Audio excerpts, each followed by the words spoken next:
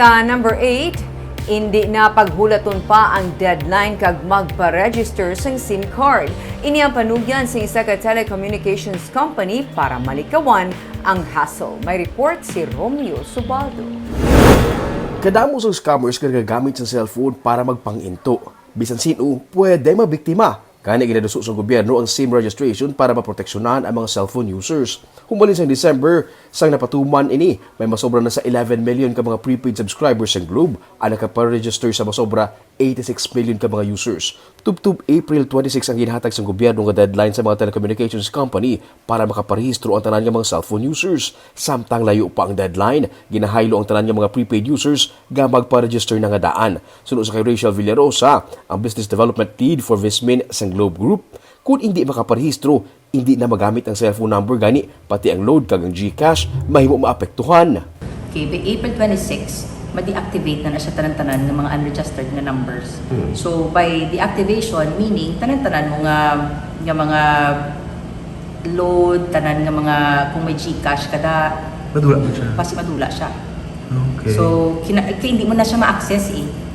'Di ba? So ang sa amon is tanan nga mga arat sa sulod mo nga mga data and everything, hindi mo na siya ma-access. So that includes mga load. Like let's say mga prepaid ka kung naka-load kada pay for the month. Ang GCash kinahanglan anay sang siyam ka adlaw antes ma-update ang app.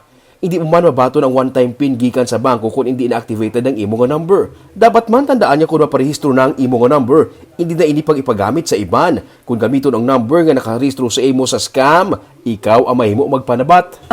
Ina naman siya, gina-discourage kina siya namon. Because yes, sa subong, no, you can register as many SIM cards as you like. Wala ta limit. So kung ikaw, kung may pulo kada ka SIMs and i-register mo siya under your name, patuno na siya gyapon sa system. The thing is, you have to make sure nga pagamiton mo na masaligan mo. Kaya if something happens to that number, gamiton na siya sa India mo, ikaw na balikan. Say for example, gigamit ang akon nga number nga nagka-register sa akon into ibang threat. Yes. Ako manabat. Yes.